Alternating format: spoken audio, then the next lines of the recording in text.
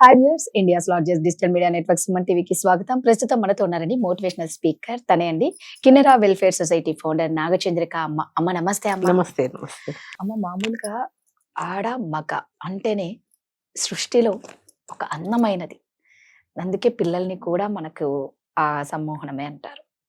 అంటే అలాంటి ఒక జంటల మధ్య ఈ మధ్య ఎక్కువగా అంటే ఆడవాళ్ళన్నా మగవాళ్ళని మోసం చేస్తారు, మగవాళ్ళన్నా ఆడవాళ్ళని మోసం చేస్తారు. కానీ అందరూ అనడం ఇప్పుడు ఆడవాళ్ళే ఎక్కువగా మగవాళ్ళను మోసం చేస్తున్నారు అని అంటారు.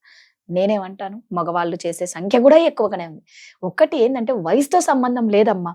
ఇప్పుడు నువ్వు టీనేజ్ లో ఉన్నావు, నువ్వు లవ్ చేసినావు, నువ్వు వదిలేసావు, మోసం చేసావు, ఏదైనా అవ్వచ్చు. ఆడది అంటే వయసుతో సంబంధం లేకుండా వయసు వచ్చిన వాళ్ళను కూడా మోసం చేసిన మగవాళ్ళు ఉన్నారు. అంటే ఆడది అంటే మనసు అంటేనే ఒక ఆట బొమ్మలాగా మగవాడి చేతిలోకి అయిపోయింది. ఏమంటారు, ఎందుకు ఒక వయసు వచ్చిన తర్వాత కూడా ఏమొస్తుంది, అన్ని చూసి వచ్చింటారు కదా మగవాళ్ళు. అలా ఎంతో మంది ఆడవాళ్ళని చూశానమ్మా, బయట పడలేరు వాళ్ళు. ఈ వయసు వచ్చిన తర్వాత నువ్వేందమ్మా చెప్పుకునేది అని అంటారు. మరి ఎవరికి చెప్పుకోవాలి వాళ్ళు?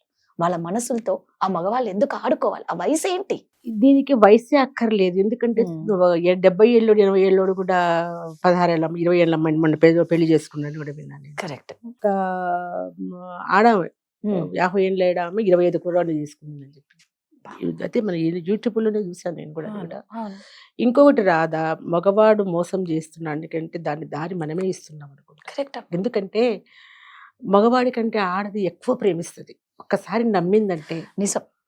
ఆమె నమ్మితే, నమ్మకపోతే వేరది. నమ్మి ప్రాణం వాడే ఆమె ప్రపంచం అంతా అనుకుంటుంది. ఇంకా ఏది కనిపించదు. బిడ్డల కంటే కూడా మొగుడి మీదనే ప్రేమ ఉంటుంది ఆడదానికి ఎప్పుడు కూడా. ఇప్పుడు చూడు, పిల్లలు పెళ్లిళ్ళు అయిపోయినాక ఆడపిల్లలు కావచ్చు మగపిల్లలు కావచ్చు ఎవరంతకు వాళ్ళు వెళ్ళిపోతారు. ఒకళ్ళ కుటుంబంలో కలహాలు వచ్చినా కూడా వెళ్ళిపోదాం రాండి అని ఎవరెవరు పెట్టెలు పెట్టుకుని ఆ కుటుంబంలో పిల్లలు వాళ్ళు వెళ్ళిపోయినా కూడా భార్య భర్తతో నిలిచిపోతుంది. వెళ్ళిపోవచ్చుగా మరి కొడుకు మీద ప్రేమతో బిడ్డ మీద ప్రేమతో, మరి మగుని దగ్గర ఎందుకు ఉంటుంది? అంత బాండింగ్ ఉంటుంది ఆడదానికి. ఆ ప్రేమకు మొత్తం ప్రపంచమంతా వాడే అయిపోతాడు ప్రేమిస్తే, నిజంగా ప్రేమిస్తే. కానీ మొగాడు అట్లా ఉండడు. దారిలో ఇప్పుడు గడప లోపల ఉన్నంత వరకే నేను విన్నా. ఇది భార్య గడప దాటినాడంటే ఇది మర్చిపోతాడు బయట ఆడవాళ్ళని. నేను ఒక చాలా రోజు కింద ఒకటి విన్నా. 2 స్కూటర్లు వెళ్తున్నాయంట, వెనకాల భార్యలు ఉన్నారు. ఈ స్కూటర్ మీద పోయేటోడు ఈ పక్క ఉండే ఆడామని చూస్తుంటే ఆ పక్క స్కూటర్ వాడు ఈ పక్క ఆడామని చూస్తున్నారు. తర్వాత ఇక్కడ దిగిన తర్వాత భార్య అడిగింది, ఎందుకండి అట్లా చూస్తారా? నేను మీ వెనకాలనే ఉన్నాను కదా అంటే, నువ్వు ఎప్పుడు నాతోనే ఉంటావు, ఆమె ఉండదు కదా నాతో, ఈ కాసేపన్నా ఆమెను చూస్తాను, నీకేం వస్తావా? మరి ఈవిడ చూడలేదు కదా. ఇప్పుడు ఎవరైతే చూస్తున్నాడో ఆయన భార్య అవతల మగోని చూడలేదు కదా. అట్లాంటి కూడా ఉన్నాయి చాలా. అసలు స్నేహితురాళ్ళు కావచ్చు, కుటుంబం ఒకరొకరు మంచి ఫ్రెండ్స్ ఉండొచ్చు, ఒకరింటికి వీళ్ళింటికి వస్తూ ఉంటారు కదా. అవతల ఆటోమేటిక్ గా భార్య స్నేహితురాలని ఇది చేసే భర్తలు కూడా ఉన్నారు. ఏదేమైనా కూడా సరే, ఆడవాళ్ళు మోసం చేస్తారు, నీకు కాదండం లేదు. వాళ్ళ కింద వీళ్ళని కూడా కౌంట్ చేయొద్దు కదా, మోసపోయిన వాళ్ళని. నిజంగా ప్రేమించిన వాళ్ళు ఏమైపోవాలా రాదా? అదే అంటున్నా అమ్మా, మీరు వాళ్ళని కౌంట్ చేసుకుంటూ వీళ్ళకి అన్యాయం అయిపోతుంది. నీ నాటకాలు నీ ఏదో కోరుకోనో, ఆమెతో శారీరకమైన సుఖం కోరుకున్నావో, డబ్బే కోరుకుంటున్నావో, ఇంకేదో కోరుతున్నావు ఆమె దగ్గర నుంచి, నువ్వు ప్రేమ నటిస్తావు. కానీ అవతల నువ్వే ప్రాణం అనుకుని ప్రేమించే వాళ్ళు కూడా ఉంటారు. నిజంగా నీ డబ్బు కానీ నీ ఆస్తులు కానీ ఏది చూడకుండా ఒక్కసారి ఇష్టపడిన తర్వాత నువ్వే జీవితం అనుకున్న ఆడవాళ్ళని ఒక్కసారి విసిరి కొడితే ఎంత బాధ పడాల్సి వస్తుంది తెలుసా? అసలు ఆవిడ బతుకుతుందా? నేను రీసెంట్గా కూడా నా స్నేహితురాలు ఒక ఆమెకి ఇదే జరిగింది. పెద్ద వయసు కూడా పెద్దది, చిన్నవాళ్ళు ఏం కాదు, కానీ ఆమె హస్బెండ్ లేరు. ఏదో కొన్ని పరిచయం అయినారు. 10 ఏళ్ళ నుంచి కూడా పరిచయాలు ఉన్నాయి, కానీ మామూలుగానే పరిచయిస్తుంటే బాగానే ఉండేవారు. కొంచెం ఇంటిమెసి పెరిగింది. వాళ్ళ కుటుంబం మీద అతను ఎక్కువ అఫెక్షన్ చూపించడము, ఆమె మీద కేర్ చూపించడము, ఇవన్నీ అయ్యేటప్పటికి ఆమె ఎన్నేళ్ళు అసలు ఒక గిరి గీసుకొని బతికిన ఆ. కుటుంబం అది అనమాట. బయట వాళ్ళని ఎప్పుడు లోపలికి రానికుండా, వీళ్ళు బయటికి పోకుండా ఒక బాండింగ్ లో వాళ్ళ కుటుంబంలో బతికిన వాళ్ళు అలాంటి బార్డర్ లోకి ఇతను ప్రవేశించి ఎవరిది తప్పు నువ్వు చెప్పు మరి, నేనున్నాను మీకు అని చెప్పి, మీరే నా జీవితం నేనే మీ జీవితం అని చెప్పి ఆ బిడ్డను అట్లాగే చేసి ఆమెను అట్లా చేసి అది ఎందుకో అసలు నాకు అర్థం కాలేదు. అంటే ఇంక తర్వాత వాళ్ళు కలవడం కాదు, ఒక్కసారి ఆమెను చీ అని చెప్పి బయటికి నెట్టేశాడు. అసలు ఎప్పుడు కనపడదు. అది తెలవక ఇది కూడా ఉంటుంది కొంతమందికి. నేను ఈ మధ్య విన్నా, నాకు మొదటి నుంచి తెలియలే ఇది జరిగినాక నాకు అనిపించింది అసలు ఏంటి ఇది, ఎందుకు ఇట్లా ప్రవర్తిస్తారని. ఇది ఒక నాసిజం అని చెప్పేసి ఒక జబ్బు అంటది. అంటే అతి ప్రేమ అతి కేరు చూపించి అవతల వాళ్ళని కంప్లీట్ గా వాళ్ళు లోపరుచుకున్న తర్వాత ఇక వీళ్ళు నేను లేకపోతే చచ్చిపోతారు అనే ఇదికి తీసుకొచ్చిన తర్వాత ఒక్కసారి వాళ్ళని విసిరి కొడతారంట. కారణం కూడా చూపించారు, ఏంటి వీళ్ళకు బానిస అంతే. దానికి కారణమే ఉండదు అసలు ముందు. పరిస్థితి ఏంటి, ఆ పిల్లల పరిస్థితి ఏంటి? అంతే. ఇంకా ఆ కుటుంబం కొంచెం గట్టి వాళ్ళైతే బతుకుతారు అన్ని మర్చిపోయి, మరి ఇంకా ఇదిలో ఉండే వాళ్ళైతే చచ్చిపోతారు ఖచ్చితంగా, ఆత్మహత్యనే చేసుకుంటారు, కుసించనబోతారు. అప్పటిదాకా ఒక ఆ మనిషి 20 అలా ఉన్నప్పుడు 24 నువ్వే ఇదిగా బతికిన వాళ్ళు, ఎప్పుడు నువ్వే నిద్ర లేస్తే నువ్వే నిద్రపోతే నువ్వే అంత కేరింగ్ గా ఉన్నప్పుడు ఏమనిపిస్తుంది? మళ్ళీ ఏ విధమైన ఇది జరగలేదు వాళ్ళ మధ్యన, కేర్ అఫెక్షన్ అంతే.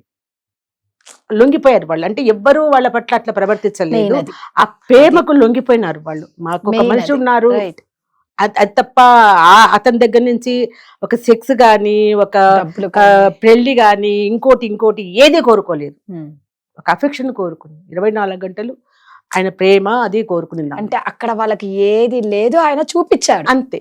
ఆ ప్రేమ లేదు, ఆప్యాయత లేదు, కేరింగ్ లేదు, అది చూపించేసరికి వీళ్ళు ఈయనకి బానిస అయిపోయారు. ఈయన తర్వాత వదిలేసి బానిసలు అయిపోయిందన్నాక ఇంకా అయిపోయింది, నేను లేకుండా చచ్చిపోతారనే స్థితికి తీసుకొచ్చి ఒక్కసారి కొట్టేటప్పటికి నరకం అనిపించింది 6 నెలలు. అంటే ఆవిడ ఎప్పుడు మళ్ళీ కాంటాక్ట్ అవ్వలేదా వీళ్ళు?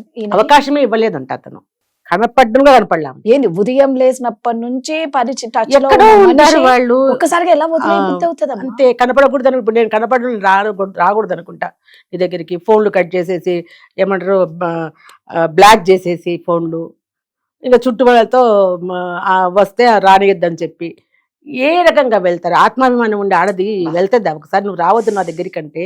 కరెక్ట్ కదా, ఆమె బాధ. అక్కడికి వెళ్తే వాడు ఏమో చీ అన్నాడంటే ఆమె బతకగలుగుతా, ఇప్పటికే చచ్చిపోయింది. ఇంకోటి కూడా రాదు, ఇందులో కారణం తెలియకుండా పోయినప్పుడు ఇంకా వెదపడతారు. నేనేమన్నా, నేనేం చేసినా, నాకెందుకు ఇట్లా చేసినారు, నేను మిమ్మల్ని ఏమనలేదే, మీ కోసం నేను ఏదైనా చేస్తామని నన్ను ఎందుకు దూరం పెట్టారు, నేనేం చేసినా, నేనేమి కోరుకోలేదు మీ నుంచి, ఎవరికి చెప్పుకోలేదా అమ్మ? ఈ వయసులో ఏం చెప్పుకుంటారు ఎవరికన్నా?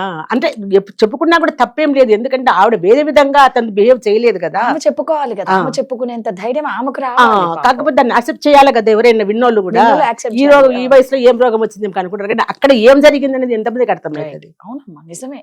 అది వేరేగా ఆలోచిస్తాడు తప్ప నిజంగా ఆమెకు అభిమానము, వాళ్ళకి అఫెక్షన్, ప్రేమ ఆయన అంటే ఆయన ఇంత బాగా చూశారు కాబట్టి అనేది ఎంతమంది ఆలోచిస్తారు? అది ఒక వాళ్ళకి ఒక ఇదైపోతుంది అదంతా. బయట వాళ్ళకి పరువుగా బతికి ఒంటరిగా బతికి ఆడవాళ్ళకి ఎంత కష్టం అనిపిస్తుంది ఇది. కరెక్ట్. ఏమంటే ఆవిడ చాలా మంచివారు కాబట్టి, చాలా సమాజంలో మంచి పేరుంది కాబట్టి ఆమె నిలబడగలిగినారు. ఇలాంటివి నిజంగా చాలా బాధాకరమైన. ఎందుకు ఒక్కసారి అప్పుడు రావద్దు ఒకరి లైఫ్ లోకి, ఎందుకు రావాలి? వాళ్ళు ఎట్లా ఉన్నారు అట్లాగే ఉండండి. 10 ఏళ్ల నుంచి నువ్వు తెలిసిన వాళ్ళు మీరు లేదు కదా, మధ్యలో వచ్చిన 1 సంవత్సరంలో ఇంత ఇది చూపించేసి ఏం చేశారు వాళ్ళు నీకు? పాప ఒక చిన్న భార్య, ఆమె భార్య కాదు ఆ అమ్మాయి, ఆవిడ ఏం చేశారు నీకు? అసలు ఎందుకు పోయా వాళ్ళ జీవితంలోకి? నువ్వు లేనప్పుడు ప్రశాంతంగా బతికారు కదా, వచ్చాకే గడిబిడి స్టార్ట్ అయినట్లుంది. ఇలాంటి రోగాలకు మందులు లేవేమో. ఇప్పుడు ఏం చేస్తారు చెప్పు?